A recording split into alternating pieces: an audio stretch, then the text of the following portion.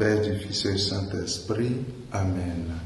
Nous sommes au mercredi 18 janvier 2023 de la deuxième semaine du temps ordinaire, année A. Et nous commençons aujourd'hui la prière pour l'unité des chrétiens. Frères et sœurs, œuvrons et prions pour que l'unité pour laquelle le Christ lui-même a prié soit une réalité. De l'évangile de Jésus-Christ selon saint Marc. En ce temps-là, Jésus entra de nouveau dans une synagogue. Il y avait là un homme dont la main était atrophiée.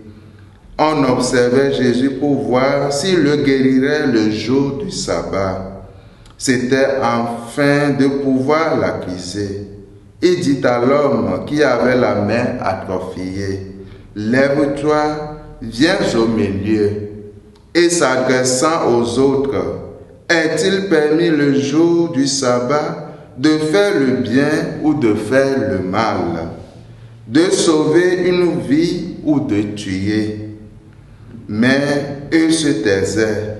Alors, promenant sur eux un regard de colère, navré de l'adoucissement de leur cœur, il dit à l'homme, « Étends la main. » Il étendit, et sa main redevint normale. Une fois sortis, les pharisiens se réunirent en conseil avec les partisans d'Hérode contre Jésus pour voir comment le faire périr. Acclamons la parole de Dieu. Louange à toi, Seigneur Jésus. Chers fidèles du Seigneur, à travers l'évangile de ce jour, Jésus nous enseigne qu'il faut faire le bien en tout temps. Il n'y a pas un temps pour faire le bien et un autre pour négliger l'amour du prochain.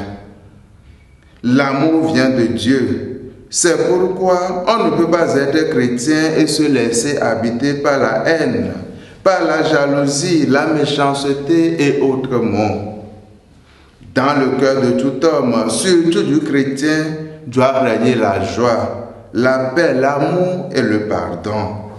Jésus l'a parfaitement compris, c'est pourquoi il critique l'interprétation erronée que les pharisiens et les docteurs font de la loi. Cette interprétation qui ne laisse pas de place à la miséricorde. Frères et sœurs, Jésus est venu proclamer l'évangile du salut, mais ses adversaires, loin de se laisser convaincre, cherchent des prétextes contre lui. Il y avait là un homme dont la main était paralysée. On observait Jésus pour voir s'il le guérirait le jour du sabbat. On pourrait ainsi l'accuser. Marc 3, versets 1 à 2.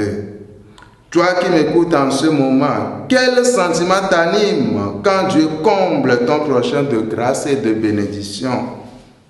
Comment est-ce que tu te sens quand tu vois que Dieu est en train de réaliser des merveilles dans la vie des autres? Tu te sens comment?